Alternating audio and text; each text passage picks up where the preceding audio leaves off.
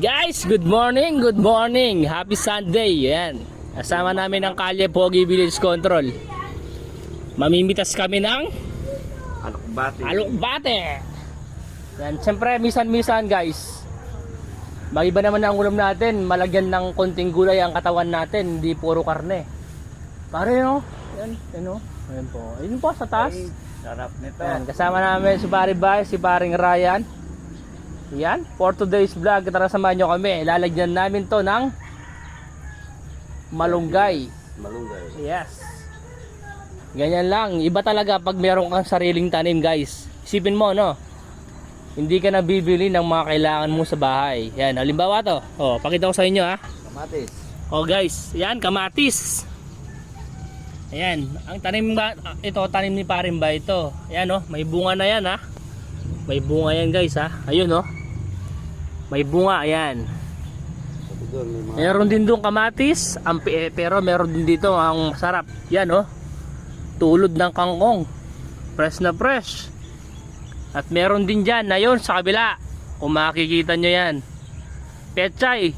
Napakaraming pechay. And dito rin no. Yan. May saging. Meron din dito yung paborito namin. Kaso patubo pa lang to, laing. Yan o, laing. Yan o, guys, laing yan. Diyan na nga pala ako nangihingi ng laing. Yan, laing yan. Tsaka maganda yung lupa dito guys. Ito, talong. Ayun yung mga talong. Medyo malapit-lapit na rin yan. Mabilis lang tumubo yung talong. Yan, napakaganda rito guys. Solid. Kalye Pogi Village Control. Kapras da. Yun o, sarap. Ayun o, may... Ayun o. Ayun o, yan. Yung sinasabi ko sa inyo, laing guys. Yan, masarap. Ito pa o guys. Saging. Ganyan ka-fresh ang mga tanim dito. Ito pa, tamo na. Ito o. Tas sa pitsay. Pechay. Ito yung pechay guys na sinasabi ko sa inyo. Magtatanim na sila niyan. Kumbaga nagpunla pa lang sila. Yan, nagpunla. Nagpunla pa lang ng ano. Ayan oh. Nagpunla. Napakaganda. Ayan guys oh. Dami yan. Ito sa mga Bicolano, paborito nyo to. Yung ginagataan.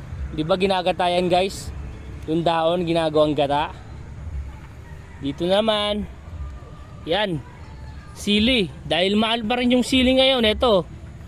Medyo malalaki na rin yung sili dito. Yan o. Talbos ng kamuti rin. Meron siyempre. Ayan o. Ayan.